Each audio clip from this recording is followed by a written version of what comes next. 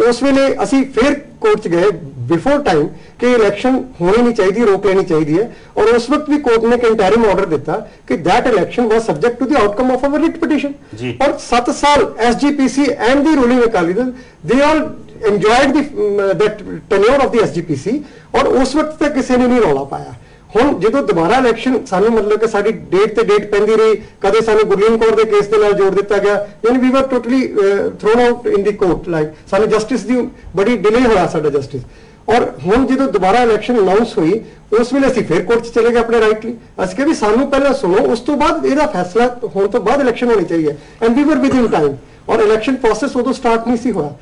ਤੈਨੂੰ ਉੱਥੇ 3 ਅਗਸਤ ਨੂੰ ਇੱਕ ਨੋਟੀਫਿਕੇਸ਼ਨ ਗਵਰਨਮੈਂਟ ਹਾਈ ਕੋਰਟ ਦਾ ਇੱਕ ਆਰਡਰ ਆਇਆ ਜਿਹਦੇ 'ਚ ਉਹਨਾਂ ਨੇ ਇੰਟਰਿਮ ਆਰਡਰ 'ਚ ਕਿਹਾ ਹੈਗਾ ਕਿ ਦਿਸ ਇਲੈਕਸ਼ਨ ਪ੍ਰੋਸੈਸ ਜਿਹੜਾ ਹੈਗਾ, process I am putting the word process, ਕਿ this election process will be subject to the outcome of the writ petition. ਮਤਲਬ ਇਹ ਜਿਹੜੀ ਤੁਸੀਂ ਸਾਡੀ ਪਟੀਸ਼ਨ ਚੱਲ ਰਹੀ ਸੀ ਉਹਦਾ ਜੋ ਵੀ ਫੈਸਲਾ ਹੋਏਗਾ ਉਹਦੇ ਤੇ ਚੁਣਾਵ ਪ੍ਰਕਿਰਿਆ ਨਿਰਧਾਰਿਤ ਹੋਏਗੀ। और ਉਹਦਾ ਨਤੀਜਾ ਤੁਹਾਡੇ ਸਾਹਮਣੇ ਹੈ ਕਿ ਅੱਜ ਜਿਹੜਾ ਸਾਡਾ ਡਿਸਕਸ਼ਨ ਹੋਇਆ ਕੋਰਟ ਦੇ ਵਿੱਚ, ਸਾਡੇ ਵਕੀਲ ਸਾਹਿਬ ਨੇ ਜੋ ਡਿਸਕਸ ਕੀਤਾ ਤਾਂ ਉਹਨਾਂ ਨੇ ਇੱਕੋ ਹੀ ਲਾ ਪੁਆਇੰਟ ਲਿਆ ਸੀ ਕਿ ਇੱਕ ਸਟੈਚੂ, ਇੱਕ ਕਾਨੂੰਨ ਹੈ, ਉਸ ਕਾਨੂੰਨ ਦੇ ਵਿੱਚ ਨੋਟੀਫਿਕੇਸ਼ਨ ਰਾਹੀਂ ਤੁਸੀਂ ਉਹਦੇ ਚ ਅਮੈਂਡਮੈਂਟ ਨਹੀਂ ਕਰ ਸਕਦੇ। ਕੋਈ 60 ਸਾਲ ਦਾ ਵੋਟਿੰਗ ਅਧਿਕਾਰ ਹੋਵੇਗਾ, ਲਾ ਨੂੰ ਅਮੈਂਡ ਨਹੀਂ ਕਰ ਸਕਦੇ। ਪਰ ਰਾਣੂ ਜੀ ਕਹਿੰਦੇ ਕਾਫੀ ਦੇਰ ਤੋਂ ਤੁਹਾਡੀ ਪਟੀਸ਼ਨ ਪੈਂਡਿੰਗ ਸੀਗੀ, ਹੁਣ ਸਡਨਲੀ 17 ਦਿਨ ਇਲੈਕਸ਼ਨ ਤੋਂ ਪਹਿਲਾਂ ਤੁਹਾਨੂੰ ਕੀ ਲੱਗਦਾ ਕਿ ਇਹ ਫੈਸਲਾ ਇਸ ਤਰ੍ਹਾਂ ਦਾ ਕਿਉਂ ਹੋਇਆ? ਡੈਫੀਨਿਟਲੀ ਇਹ ਸਾਡਾ 2003 ਤੋਂ ਪੈਂਡਿੰਗ ਸੀ। 2004 ਦੇ ਵਿੱਚ ਐਸਜੀਪੀਸੀ ਇਲੈਕਸ਼ਨਸ ਆ ਗਏ ਔਰ ਉਸ ਟਾਈਮ ਵੀ ਕੋਰਟ ਨੇ ਕਿਹਾ ਸੀ ਕਿ it will be subject to the outcome of the writ petition, and this SGPC was enjoying the term 7 years ਇਹਨਾਂ ਨੇ ਆਪਣੀ ਟਰਮ ਇੰਜੋਏ ਕੀਤੀ ਹੈ। ਉਸ ਤੋਂ ਬਾਅਦ ਜਦੋਂ ਦੁਬਾਰਾ ਇਲੈਕਸ਼ਨ ਹੋਈ ਤਾਂ it was there fundamental right to go to ਦੀ ਨਹੀਂ, ਫੰਡਾਮੈਂਟਲ ਰਾਈਟ ਤਾਂ ਬਿਲਕੁਲ ਠੀਕ ਹੈ, ਪਰ ਕੋਰਟ ਨੂੰ ਜਾਂ ਸੈਂਟਰਲ ਗਵਰਨਮੈਂਟ ਜਿਹਨੇ ਅੱਜ ਨੋਟੀਫਿਕੇਸ਼ਨ ਵਿਡਰਾ ਕੀਤੀ ਹੈ ਉਹ ਜੇ 1 ਮਹੀਨਾ ਪਹਿਲਾਂ ਵਿਡਰਾ ਕਰ ਲੈਂਦੇ ਜਦੋਂ ਇਹ ਪ੍ਰੋਸੈਸ ਸ਼ੁਰੂ ਨਹੀਂ ਸੀ ਹੋਇਆ ਤੇ ਉਹ ਬੈਟਰ ਨਹੀਂ ਸੀ। ਮੈਂ ਇੱਥੇ ਦੱਸਦਾ ਕਿ ਕੋਰਟ ਸੈਂਟਰਲ ਗਵਰਨਮੈਂਟ ਤਾਂ ਸਾਨੂੰ ਡਿਫੈਂਡ ਕਰਦੀ ਆਈ ਆ ਔਰ ਰੋਂਗਲੀ ਸਾਡੇ ਉਲਟ ਉਹਨਾਂ ਨੇ ਹਲਫਨਾਮੇ ਦਾਇਰ ਕੀਤੇ ਹੋਏ ਕੋਰਟ ਦੇ ਵਿੱਚ, ਤੇ ਉਹ ਕਿਦੋਂ ਇਹਨੂੰ ਵਿਡਰਾ ਕਰ ਸਕਦੇ ਸੀ। ਅੱਜ ਤਾਂ ਇੱਕ ਪ੍ਰੈਸ਼ਰ ਬਣਿਆ। ਪਰ ਅੱਜ ਕਾਹਦਾ ਪ੍ਰੈਸ਼ਰ ਬਣਿਆ? ਕਿਉਂਕਿ ਐਲੀਗੇਸ਼ਨ ਇਹ ਲੱਗ ਰਹੀ ਹੈ ਕਿ ਕਾਂਗਰਸ ਨੇ ਇੱਕ ਗੇਮ ਖੇਡੀ ਆ, ਉਹਨਾਂ ਨੂੰ ਜੋ ਲੱਗਦਾ ਸੀਗਾ ਕਿ ਜਿਹੜੀ ਅਕਾਲੀ ਦਲ ਹੈ ਸ਼ਾਇਦ ਜਿਹੜੀ ਟਾਈਮਿੰਗ ਹੈ, ਦਿਸ ਇਜ਼ ਅ ਸਸਪੈਕਟ, ਠੀਕ ਹੈ ਨਾ। ਸਾਡਾ ਟਾਈਮਿੰਗ ਇਸ ਕਰਕੇ ਕਿ ਸਾਡਾ ਅੱਜ ਜਿਹੜਾ ਕੇਸ ਦੀ ਸੁਣਵਾਈ ਚੱਲ ਪਈ 3 ਅਗਸਤ ਨੂੰ ਫੁੱਲ ਬੈਂਚ ਕੰਸਟੀਟਿਊਟ ਹੋ ਗਿਆ, ਐਂਡ ਬਿਫੋਰ ਇਲੈਕਸ਼ਨਸ ਅਸੀਂ ਤਾਂ ਕੋਰਟ 'ਚ ਚਲੇ ਗਏ। ਜੇ ਅਸੀਂ ਬਿਫੋਰ ਇਲੈਕਸ਼ਨਸ ਕੋਰਟ 'ਚ ਗਏ ਹਾਂ, ਔਰ ਦੇਖੋ ਅਸੀਂ ਕਿਹਦੇ ਖਿਲਾਫ ਗਏ? ਅਸੀਂ ਸੈਂਟਰਲ ਗਵਰਨਮੈਂਟ ਦੇ ਖਿਲਾਫ ਗਏ ਕਿ ਤੁਸੀਂ ਚੋਣਾਂ ਕਰਾ ਰਹੇ ਹੋ, ਸਾਡਾ ਕੋਰਟ 'ਚ ਪੈਂਡਿੰਗ ਪਿਆ ਕੇਸ ਤੇ ਤੁਸੀਂ ਚੋਣਾਂ ਕਰਾ ਰਹੇ ਹੋ। ਅਗਰ ਜਿਹੜੀ ਕਾਂਗਰਸ ਗਵਰਨਮੈਂਟ ਹੈ ਉਹਨਾਂ ਨੇ ਇਹਨਾਂ ਨੂੰ ਚੋਣਾਂ ਮਨਜ਼ੂਰ ਕਰਤੀਆਂ ਕਿ ਠੀਕ ਹੈ ਜੀ ਤੁਹਾਡੀਆਂ ਚੋਣਾਂ ਤੁਸੀਂ ਕਰਾ ਲਓ ਬਿਫੋਰ ਦੀ ਐਮਐਲਏ ਵਿਧਾਨ ਸਭਾ ਇਲੈਕਸ਼ਨ, ਤਾਂ ਫਿਰ ਉਦੋਂ ਵੀ ਤੱਕ it means that they have supported them not us। ਨਹੀਂ, ਪਰ ਕਾਫੀ ਕਾਂਗਰਸਮੈਨ ਇਸ ਚੋਣ ਦੇ ਅਨਾਉਂਸਮੈਂਟ ਦੇ ਉੱਤੇ ਨਾਰਾਜ਼ ਸੀਗੇ, ਉਹਨਾਂ ਨੂੰ ਲੱਗਦਾ ਸੀ ਕਿ ਇਹ ਚੋਣਾਂ ਇਸ ਸਟੇਜ ਦੇ ਉੱਤੇ ਨਹੀਂ ਅਨਾਉਂਸ ਕਰਨੀ ਚਾਹੀਦੀਆਂ। ਸਰ ਉਸ ਵੇਲੇ ਤਾਂ ਅਸੀਂ ਸਾਰੇ ਸਹਿਜਧਾਰੀ ਸਿੱਖ ਜਿੰਨੇ ਹੈਗੇ ਸੀ, ਵੀ ਵਰ ਅਨੋਇਡ ਵਿਦ ਦੀ ਸੈਂਟਰਲ ਗਵਰਨਮੈਂਟ ਕਿ ਸਾਡਾ ਕੋਰਟ 'ਚ ਪੈਂਡਿੰਗ ਪਿਆ ਕੇਸ, ਔਰ ਸਾਡੀ ਇਲੈਕਸ਼ਨ ਪਟੀਸ਼ਨ ਦੇ ਉੱਪਰ ਇੱਕ ਇੰਟਰਿਮ ਆਰਡਰ ਕੋਰਟ ਦਾ ਪੈਂਡਿੰਗ ਪਿਆ 2004 ਦਾ ਕਿ ਕਿਸ ਤਰ੍ਹਾਂ ਇਹਨਾਂ ਨੇ ਇਲੈਕਸ਼ਨ ਅਨਾਉਂਸ ਕਰਤੀਆਂ। That's why we approach the court, ਔਰ ਕੋਰਟ ਨੇ ਇਸੇ ਕਰਕੇ ਅਗਸਤ ਦੇ ਵਿੱਚ 3 ਅਗਸਤ ਨੂੰ ਆਰਡਰ ਮੇਰੇ ਕੋਲ ਹੈ, ਇਹਦੇ ਵਿੱਚ ਬਕਾਇਦਾ ਉਹਨਾਂ ਨੇ ਮੈਂਸ਼ਨ ਕੀਤਾ if any election process is initiated the same shall be subject to final outcome of the petition, और outcome आज ਤੁਹਾਡੇ ਸਾਹਮਣੇ ਹੈ। if the outcome is that we have been restored, ਸਾਡਾ voting right restore ਹੋ ਗਿਆ, ਤਾਂ obviously the election has to go now। ਸ਼ਾਇਦ ਜੇ ਹੋਰ ਡਿਲੇ ਹੋ ਜਾਂਦੀ ਤੇ ਫਿਰ ਸ਼ਾਇਦ ਇਲੈਕਸ਼ਨ ਰਿਜ਼ਲਟਸ ਨੂੰ ਵੀ ਰੱਦ ਕਰਨਾ ਪੈਂਦਾ। ਅਗਰ ਬਾਈ ਦੀ ਵੇ ਅੱਜ ਫੈਸਲਾ ਨਾ ਆਉਂਦਾ, ਅੱਜ ਇਹ ਪ੍ਰੈਸ਼ਰ ਸਾਡੇ ਵਕੀਲ ਸਾਹਿਬ ਦਾ, ਕਿਉਂਕਿ ਦੇਖੋ ਇਹ ਕਹਿ ਦੇਣਾ ਕਿ ਸੈਂਟਰ ਗਵਰਨਮੈਂਟ ਨੇ ਵਿਡਰਾ ਕਰ ਲਿਆ, ਸੈਂਟਰ ਗਵਰਨਮੈਂਟ ਕੋਈ ਇੰਨੀ ਭੋਲੀ ਨਹੀਂ ਸੀ ਕਿ 1 ਮਿੰਟ 'ਚ ਵਿਡਰਾ ਕਰ ਜਾਂਦੀ। ਸੈਂਟਰ ਗਵਰਨਮੈਂਟ ਨੂੰ ਸਾਡੇ ਵਕੀਲ ਨੇ ਪਹਿਲਾਂ ਕੋਰਟ ਨੂੰ ਕਨਵਿੰਸ ਕਰਾਇਆ ਕਿ ਇੱਕ ਸਟੈਚੂਟ ਹੈ, ਇੱਕ ਕਾਨੂੰਨ ਹੈ, ਉਸ ਕਾਨੂੰਨ ਦੇ ਵਿੱਚ ਅਗਰ ਤੁਸੀਂ ਤਬਦੀਲੀ ਕੋਈ ਕਰਨੀ ਤਾਂ ਪਾਰਲੀਮੈਂਟ ਦੇ ਥਰੂ ਆਓ। ਤੇ ਉਸ ਤੋਂ ਬਾਅਦ ਉਹੀ ਸਵਾਲ ਫੁੱਲ ਬੈਂਚ ਨੇ, ਮਾਨਯੋਗ ਫੁੱਲ ਬੈਂਚ ਨੇ ਇਹਨਾਂ ਨੂੰ ਕੀਤਾ, ਸੈਂਟਰ ਗਵਰਨਮੈਂਟ ਨੂੰ ਕੀਤਾ, ਤੇ ਸੈਂਟਰ ਗਵਰਨਮੈਂਟ ਕੋਲ ਕੋਈ ਜਵਾਬ ਨਹੀਂ ਸੀਗਾ। ਜਦੋਂ ਸੈਂਟਰ ਗਵਰਨਮੈਂਟ ਕੋਲ ਕੋਈ ਜਵਾਬ ਨਹੀਂ ਸੀ ਤਾਂ ਇਹ ਆਬਵੀਅਸਲੀ ਅਗਰ ਇਹ ਵਿਡਰਾ ਨਾ ਕਰਦੇ ਤਾਂ ਕੁਐਸਚਨ ਕਰਨਾ ਸੀ। ਸੈਂਟਰ ਗਵਰਨਮੈਂਟ ਕੋਲ ਕੋਈ ਜਵਾਬ ਨਹੀਂ ਸੀ, ਇਸ ਕਰਕੇ ਵਿਡਰਾ ਕੀਤਾ। ਅੱਜ ਦੀ ਡਿਵੈਲਪਮੈਂਟ ਹੈ, ਇਹਦੇ ਨਾਲ ਤੁਹਾਨੂੰ ਹੈਰਾਨਗੀ ਹੋਈ ਔਰ ਤੁਹਾਨੂੰ ਤੁਸੀਂ ਲੱਗਦਾ ਵੀ ਇਹਦੇ 'ਚ ਕੋਈ ਪੋਲਿਟਿਕਸ ਹੈ? ਦੇਖੋ, ਹੈਰਾਨਗੀ ਵਾਲੀ ਤਾਂ ਗੱਲ ਜ਼ਰੂਰ ਹੈ। ਜਿੱਥੇ ਤੱਕ ਰਹੀ ਗੱਲ ਇਹਨਾਂ ਨੇ ਕਿ ਸਟੈਚੂ ਦੀ ਤੇ ਇੱਕ ਨੋਟੀਫਿਕੇਸ਼ਨ ਦੇ ਰਾਹੀਂ ਅਮੈਂਡਮੈਂਟ ਦੀ, ਇਹ ਕੋਈ ਪਹਿਲਾ ਕੇਸ ਨਹੀਂ ਹੈ ਕਿ ਅਗਰ ਸਹਿਤਾਰੀ ਵੋਟਰ ਨੂੰ ਰਾਈਟ ਨਾ ਦਿੱਤਾ ਜਾਣਾ ਉਹ ਇੱਕ ਨੋਟੀਫਿਕੇਸ਼ਨ ਰਾਹੀਂ ਹੋਇਆ। ਇਸ ਤੋਂ ਪਹਿਲਾਂ ਬਕਾਇਦਾ ਜਿਹੜੀਆਂ 30 ਸੀਟਸ ਫॉर ਵਿਮਨ ਨੇ ਉਹ ਵੀ ਇੱਕ ਨੋਟੀਫਿਕੇਸ਼ਨ ਦੇ ਰਾਹੀਂ ਹੋਈਆਂ ਨੇ, ਔਰ ਜੇ ਰਿਜ਼ਰਵ ਸੀਟਸ ਜਿਹੜੀਆਂ ਇਹ ਨੇ ਉਹ ਨੋਟੀਫਿਕੇਸ਼ਨ ਦੇ ਰਾਹੀਂ ਨੇ। ਤੇ ਇੱਥੋਂ ਤੱਕ ਕਿ ਸਿੱਖ ਕੌਮ ਦੇ 5 ਤਖਤ ਨੇ, 5 ਤਖਤਾਂ ਦੇ ਵਿੱਚੋਂ ਪਹਿਲਾਂ 4 ਸੀ ਤੇ 5ਵਾਂ ਤਖਤ ਦਮਦਮਾ ਸਾਹਿਬ ਦਾ ਜਿਹੜਾ ਹੈ ਉਹ ਤਖਤ ਸ੍ਰੀ ਦਮਦਮਾ ਸਾਹਿਬ ਦੀ ਵੀ ਇੱਕ ਨੋਟੀਫਿਕੇਸ਼ਨ ਦੇ ਰਾਹੀਂ ਅਮੈਂਡਮੈਂਟ ਹੋਈ ਹੈ। ਸੋ ਇਹ ਮਸਲਾ ਇੱਕ ਸਟੈਚੂ ਤੇ ਕਿਸੇ ਨੇ ਚੈਲੰਜ ਨਹੀਂ ਕੀਤਾ, ਹੋਰ ਗੱਲ ਆ, ਪਰ ਸ਼ਾਇਦ ਇਹ process due process of law ਤੇ ਫਾਲੋ ਨਹੀਂ ਨਾ ਹੋਇਆ। I would like to explain it. Reason brief करना पैना क्योंकि किसी ब्रेक शॉर्ट सर जी ये ऑपरेशनल एंड फंक्शनल होया जिन्हें नोटिफिकेशन होया government of India has a power to give the directions through notification only for operational and functional issues. देखो एसजीपीसी और बोर्ड है, बोर्ड कारपोरेटली वो कर सकते हैं लेकिन not for the that statute. ਇੱਥੇ ਤੇ ਜਿਹੜਾ ਹੈਗਾ ਅਮੈਂਡਮੈਂਟ ਜਿਹੜੀ ਹੈ ਵੋਟਰ ਦੀ ਹੈ, ਮੈਂ ਜੋ ਦੱਸ ਰਿਹਾ ਕਿ ਉਹ ਜਿਹੜੀਆਂ ਰਿਜ਼ਰਵ ਸੀਟਸ ਫॉर ਔਮਨ ਹੈ ਉਹ ਤੇ ਬਕਾਇਦਾ ਤੌਰ ਤੇ ਮੈਂਬਰਸ ਚੁਣੇ ਜਾਣ ਦੀ ਗੱਲ ਹੈ। I'll just come back to you. It's time to take a short break. Do stay with us.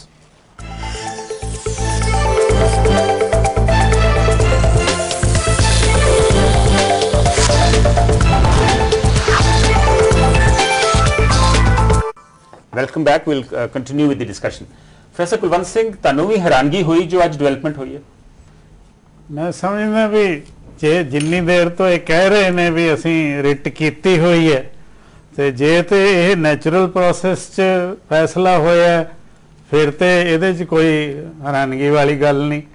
ਜੇ ਇਹਨੂੰ ਕੋਈ ਮੈਨੂਪੂਲੇਟ ਕਰਕੇ ਜਾਂ ਕੋਈ ਦੋ ਪੇਚ ਵਰਤ ਕੇ ਵਿਡਰਾ ਕੀਤਾ ਗਿਆ ਫਿਰ ਜ਼ਰੂਰ ਸ਼ੱਕ ਤੇ ਖੜਾ ਹੀ ਹੋ ਹੀ ਰਿਹਾ ਸਾਹਮਣੇ। ਨਹੀਂ ਪਰ ਇਹਦੇ ਨਾਲ ਸਾਰੀ ਜਿਹੜੀ ਸਕੀਮ ਆਫ ਥਿੰਗਸ ਹੈ ਨਾ ਟਾਈਮਿੰਗ ਜਿਹੜਾ ਹੈ ਇਹ ਟਾਈਮਿੰਗ ਤੇ ਸਸਪੈਕਟ ਹੈ। ਹੋਰ ਨੋਟੀਫਿਕੇਸ਼ਨ ਅਗਰ ਇਹਨਾਂ ਦੀ ਰਿਟ ਤੇ ਵਿਡਰਾ ਹੋਈ ਹੈ ਉਹ ਤੇ ਫਿਰ ਫੈਸਲਾ ਦੇਰ ਸਵੇਰ ਕੋਰਟ ਨੇ ਦੇਣੇ ਸੀ ਇਸ ਪਾਸੇ ਜਾਂ ਉਸ ਪਾਸੇ। ਗੁਰਪ੍ਰੀਤ ਜੀ ਤੁਸੀਂ ਕਿਵੇਂ ਇਸ ਡਿਵੈਲਪਮੈਂਟ ਨੂੰ ਵੇਖਦੇ? I definitely think that it is suspect the timing of it. देखो जी अगर 2004 ਦੀ ਇੱਥੇ ਇਹਨਾਂ ਨੇ ਪਟੀਸ਼ਨ ਪਾਈ ਹੋਈ ਹੈ, why does it take 8 years for them to decide? ਉਹ lawyer ਵੀ ਉਹੀ ਨੇ, the central government also knows it is a statute and a notification. It was suiting to SGPC, that's why they were delaying it. Whatever it was suiting or not suiting, मेरा कहने का मतलब यह हैगा this court only recently decided who is a Sikh, upheld what the gurus have given us, upheld the Sikh Rahat Maryada and decided a Sikh is with Kesh and not without Kesh. ਸਿੱਧੀ ਗੱਲ ਹੈ। ਹੁਣ ਇਸ time ਦੇ ਉੱਤੇ for them to, I think the court should have in its wisdom taken a decision that no, in the SGPC election where only a Sikh can vote, a Sahijdari, I have full respect for them whatever their reasons be for being Sahijdari, but they cannot vote in our affairs. This is the affair of the Sikh community, so they can and we must be very clear, only a Sikh can vote, and the Sikh as defined by the gurus, as defined in the Rahat Maryada, and till recently, though I do not believe that the court should define who a Sikh is, upheld by the court even in that Gurleen Kaur case on the definition of a Sikh.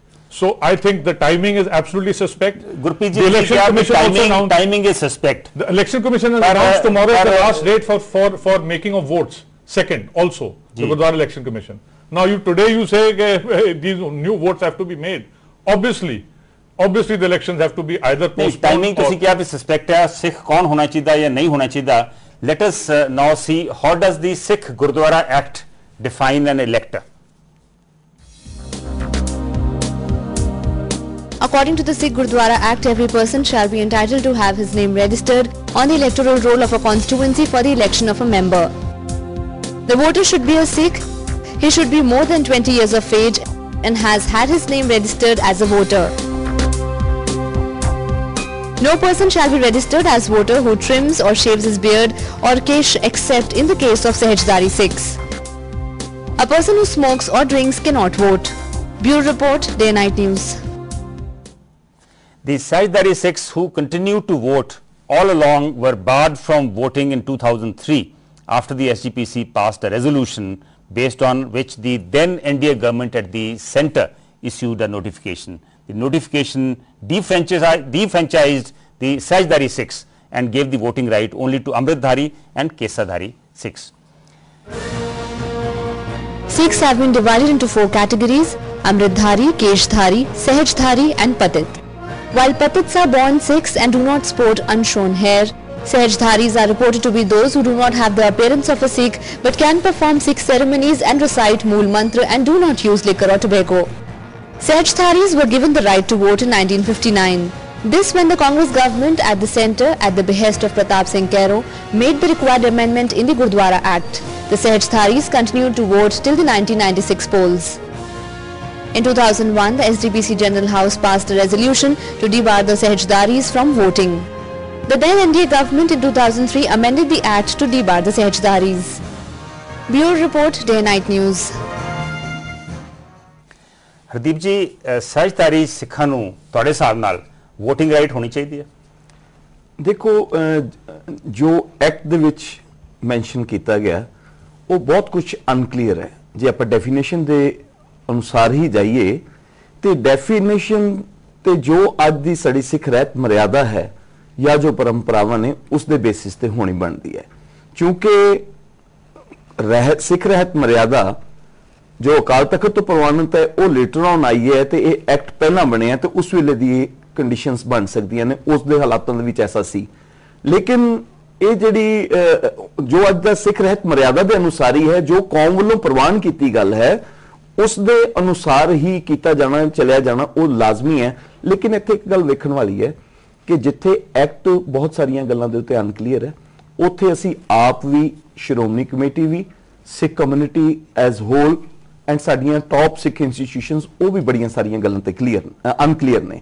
ਜਿਵੇਂ ਜੇ ਆਪਾਂ ਦੇਖੀਏ ਕਿ 90 years ਦੇ ਵਿੱਚ ਅਸੀਂ ਜਦੋਂ ਇਹ ਇੰਟਰੋਡਿਊਸ ਹੋਇਆ ਉਦੋਂ ਇਹ ਗੱਲ ਨੂੰ ਪ੍ਰੋਪਰਲੀ ਨਹੀਂ ਦੇਖਿਆ ਗਿਆ। ਫਰਸਟ, ਜੇ ਹੁਣ ਹੈਗਾ ਕਿ ਸਿੱਖ ਕੌਣ ਹੈ ਤੇ ਸਿੱਖ ਕੌਣ ਨਹੀਂ ਹੈ, ਇਸ ਦੀ ਗੱਲ ਤੇ ਅਸੀਂ ਲੈ ਲਿੱਤੀ, ਲੇਕਿਨ ਕੀ ਇੱਕ ਆਨੰਦ ਕਾਰਜ ਉਹ ਸਿੱਖ ਦਾ ਹੋ ਸਕਦਾ ਹੈ ਜਾਂ ਗੈਰ ਸਿੱਖ ਦਾ ਵੀ ਹੋ ਸਕਦਾ ਹੈ? ਅੱਜ ਤੱਕ ਐਸਜੀਪੀਸੀ ਨੇ 90 ਇਅਰਸ ਦੇ ਵਿੱਚ ਕੀ ਕੀਤਾ ਉਸ ਬਾਰੇ? ਕੀ ਇੱਕ ਸਿੱਖ ਦਾ ਹੀ ਹੋਏਗਾ ਜਾਂ ਗੈਰ ਸਿੱਖ ਦਾ ਵੀ ਹੋਏਗਾ? ਤੇ ਜੇ ਇਕੱਲਾ ਸਿੱਖ ਦਾ ਹੋਏਗਾ ਤੇ ਫਿਰ ਬਾਕੀ ਜਿਹੜੇ ਆਨੰਦ ਕਾਰਜ ਹੋ ਰਹੇ ਉਹਨਾਂ ਬਾਰੇ ਅੱਜ ਤੱਕ ਕਿਉਂ ਨਹੀਂ? ਐਸੇ ਜਿਹੜੇ ਵੱਡੇ ਮੁੱਦੇ ਨੇ ਉਹਨਾਂ ਦੇ ਉੱਤੇ ਐਸਜੀਪੀਸੀ ਨੇ ਵੀ ਧਿਆਨ ਨਹੀਂ ਦਿੱਤਾ, ਅਸੀਂ ਸਿੱਖ ਕਮਿਊਨਿਟੀ ਨੇ ਵੀ ਧਿਆਨ ਦਿੱਤਾ। ਹਰਦੀਪ ਜੀ, ਜੇ ਆਪਾਂ ਸਿਰਫ ਇਸ ਇਸ਼ੂ ਦੀ ਗੱਲ ਕਰੀ ਜਿਹੜੀ ਇਸ ਵੇਲੇ ਡਿਸਕਸ਼ਨ 'ਚ ਆ, ਸਹਿਜਧਾਰੀਆਂ ਨੂੰ 2003 ਤੱਕ ਵੋਟਿੰਗ ਰਾਈਟ ਕਿਉਂ ਦਿੱਤੀ ਸੀ ਤੇ ਫਿਰ ਕਿਉਂ ਵਾਪਸ ਲੈ ਲਈ? ਦੇਖੋ, ਮੈਂ ਜਿਹੜਾ ਬੜੀਆਂ ਸਾਰੀਆਂ ਚੀਜ਼ਾਂ ਸਪਸ਼ਟ ਨਾ ਹੋਣ ਦੀ ਵਜ੍ਹਾ ਕਰਕੇ ਹੈ। ਐਕਟ ਦੇ ਵਿੱਚ ਹੋਰ ਜੀ ਚੋਣ ਦੇ ਪ੍ਰੋਸੈਸ ਦੀਆਂ ਵੀ ਬੜੀਆਂ ਪ੍ਰੋਬਲਮਸ ਨੇ। ਸਹਿਜਧਾਰੀ ਦੀ ਡੈਫੀਨੇਸ਼ਨ ਦੀ ਗੱਲ ਜਿਹੜੀ ਹੈਗੀ ਉਸ ਨੂੰ ਮਿਸ ਇੰਟਰਪ੍ਰੀਟੇਟ ਕਿਸੇ ਵਜ੍ਹਾ ਨਾਲ ਕੀਤਾ ਜਾਂਦਾ ਹੈ ਤੇ ਉਦੋਂ ਹੀ ਕਨਫਿਊਜ਼ਨਸ ਅਰਾਈਜ਼ ਹੋ ਸਕਦੀਆਂ ਹੁੰਦੀਆਂ ਨੇ। ਸਹਿਜਧਾਰੀ ਕੌਣ ਹੈ ਇਸ ਦੀ ਪ੍ਰੋਵੀਜ਼ਨ ਜੋ ਹੈ ਰਹਿਤ ਮਰਿਆਦਾ ਕਿਤੇ ਨਹੀਂ ਹੈ। ਜੇ ਇਸ ਨੂੰ ਗੱਲ ਕਹਿ ਲਈਏ ਭਾਈ ਕਾਹਨ ਸਿੰਘ ਨਾਭਾ ਦੇ ਅਨੁਸਾਰ, ਉਹ ਇਸ ਨੂੰ ਕਹਿੰਦੇ ਨੇ ਕਿ ਜਿਹੜੇ ਹੌਲੀ ਹੌਲੀ ਸੁਖਾਲੀ ਰੀਤ ਜਿਹੜੀ ਹੈ ਉਹ ਤਿਆਰ ਕਰਦਾ, ਉਸ ਨੂੰ ਵੀ ਕਹਿੰਦੇ ਨੇ ਜਿਹੜਾ ਹੌਲੀ ਹੌਲੀ ਸਿੱਖੀਜ਼ਮ ਚ ਆ ਰਿਹਾ। ਇੱਥੇ ਤੇ ਕੀ ਹੈ ਕਿ ਇੱਕ ਇਹ ਵੀ ਸਮਝਣੀ ਜ਼ਰੂਰੀ ਹੈ ਕਿ ਸਿੱਖ ਬਾਈ ਚੋਇਸ ਤੇ ਬਾਈ ਫੇਥ ਹੋਣ ਦੀ ਗੱਲ ਹੈ, ਬਾਈ ਬਰਥ ਹੋਣ ਦੀ ਗੱਲ ਨਹੀਂ ਹੈ। ਤੇ ਜਿਹੜਾ ਬਾਈ ਚੋਇਸ ਐਂਡ ਬਾਈ ਫੇਥ ਉਹ ਆ ਰਿਹਾ ਤੇ ਜੇ ਤੇ ਉਹਨਾਂ ਅਸੂਲਾਂ ਨੂੰ ਧਾਰਨ ਕਰਦਾ ਹੈ ਤੇ ਫਿਰ ਉਸ ਨੂੰ ਸਿੱਖ ਹੋਣ ਦਾ ਹੱਕ ਹੈ। ਸਿੱਖ ਪੈਦਾ ਹੋਣ ਦੇ ਨਾਲ ਜਿਹੜਾ ਕਿ ਉਸ ਤੋਂ ਦੂਰ ਹੋਇਆ, ਕਿਉਂ? ਜੇ ਆਪਾਂ ਇੱਕ ਅਪੀਅਰੈਂਸ ਦੇ ਪੁਆਇੰਟ ਆਫ View ਤੇ ਕਹੀਏ, ਸਰੂਪ ਦੀ ਗੱਲ ਕਹੀਏ, ਸਰੂਪ ਦੇ ਵਿੱਚ ਕੁਝ ਕਰਨਾ ਨਹੀਂ ਹੈ। ਇਹ ਤਾਂ ਅਗਰ ਨੈਚੁਰਲ ਵੇ ਦੇ ਵਿੱਚ ਹੈ ਤਾਂ ਤੁਸੀਂ ਖੁਦ ਹੀ ਉਹ ਕੰਡੀਸ਼ਨ ਨੂੰ ਪੂਰਾ ਕਰਦੇ ਹੋ। ਤੇ ਜੇ ਉਸ ਦੇ ਬਾਰੇ ਇੱਕ ਸਪੈਸ਼ਲ ਐਫਰਟ ਕਰਕੇ ਜੇ ਉਸ ਨੂੰ ਟ੍ਰਿਮ ਕਰਦੇ ਹੋ ਜਾਂ ਰਿਮੂਵ ਕਰਦੇ ਹੋ ਉਹਨੂੰ, ਤੇ ਉਸ ਵਜ੍ਹਾ ਕਰਕੇ ਤੁਸੀਂ ਉਸ ਤੋਂ ਬਾਹਰ ਹੋ ਰਹੇ ਹੋ। ਇੱਥੇ ਹੌਲੀ ਹੌਲੀ ਸਿੱਖੀ ਵੱਲ ਆਉਣ ਦੀ ਗੱਲ ਨਹੀਂ ਹੈ, ਇਹ ਤਾਂ ਹੈ ਹੌਲੀ ਹੌਲੀ ਜੋ ਉਹ ਸਰੂਪ ਸਿੱਖੀ ਦੇ ਸਿਧਾਂਤ ਦੇ ਅਨੁਸਾਰ ਹੈ ਉਸ ਤੋਂ ਦੂਰ ਹੋਣ ਦੀ ਗੱਲ ਹੈ। ਇਸ ਕਰਕੇ ਜਿਹੜੇ ਵੀਰ ਇਸ ਕੰਡੀਸ਼ਨ ਨੂੰ ਪੂਰਾ ਨਹੀਂ ਕਰਦੇ ਉਹ ਹੌਲੀ ਹੌਲੀ ਸਹਿਜਧਾਰੀ ਸਿੱਖ ਨਹੀਂ ਹੋ ਰਹੇ, ਸਹਿਜੇ ਸਹਿਜੇ ਸਿੱਖ ਨਹੀਂ ਹੋ ਰਹੇ, ਉਹ ਸਹਿਜੇ ਸਹਿਜੇ ਸਿੱਖੀ ਨੂੰ ਛੱਡਣ ਦੇ ਵੱਲ ਜਾ ਰਹੇ ਨੇ। ਉਹਨਾਂ ਨੂੰ ਵੋਟਿੰਗ ਦਾ ਹੱਕ ਨਹੀਂ ਹੋਣਾ ਚਾਹੀਦਾ। ਵੋਟਿੰਗ ਦਾ ਹੱਕ ਦੀ ਜਿਹੜੀ ਗੱਲ ਹੈ ਕਿ ਇੰਟਰਪ੍ਰੀਟੇਸ਼ਨ ਜਿਹੜੀ ਹੈ ਉਸ ਦੇ ਅਨੁਸਾਰ ਜਿਨ੍ਹਾਂ ਨੂੰ ਸਹਿਜਧਾਰੀ ਦੇ ਨਾਤੇ ਵੋਟਿੰਗ ਦਾ ਰਾਈਟ ਦੇਣ ਦੀ ਗੱਲ ਕੀਤੀ ਜਾ ਰਹੀ ਹੈ ਉਹ ਐਸਾ ਨਹੀਂ ਹੈ। ਇਹ ਤਾਂ ਉਹਨਾਂ ਲੋਕਾਂ ਲਈ ਜਿਹੜੇ ਪਹਿਲੇ ਸਮੇਂ ਦੇ ਵਿੱਚ ਸੀ ਕਿ ਜਿਹੜੇ ਕਨਵਰਟ ਹੁੰਦੇ ਸੀ ਹੋਰ ਰਿਲੀਜਨ ਦੇ ਵਿੱਚ ਉਹਨਾਂ ਦਾ ਬਰਥ ਹੋਇਆ, ਉਹ ਹੌਲੇ ਹੌਲੇ ਸਿੱਖੀ ਵੱਲ ਪ੍ਰੇਰਿਤ ਹੋ ਕੇ ਸਾਬਤ ਸੂਰਤ ਸਰੂਪ ਉਹ ਇੱਕ ਕੈਟਾਗਰੀ ਹੋ ਰਿਹਾ, ਉਹਨਾਂ ਨੂੰ ਤੁਸੀਂ ਕੈਟਾਗਰੀ ਪਤਿਤ ਕੀਤਾ ਵਾ। ਨਹੀਂ, ਇਹ ਸਹਿਜਧਾਰੀ ਕੈਟਾਗਰੀ ਦੀ ਆਪਾਂ ਗੱਲ ਕਰ ਰਹੇ ਹਾਂ, ਬਿਲਕੁਲ ਨਹੀਂ ਹੈ, ਐਸੀ ਕੋਈ ਕੰਡੀਸ਼ਨ ਨਹੀਂ। I think ਮੈਂ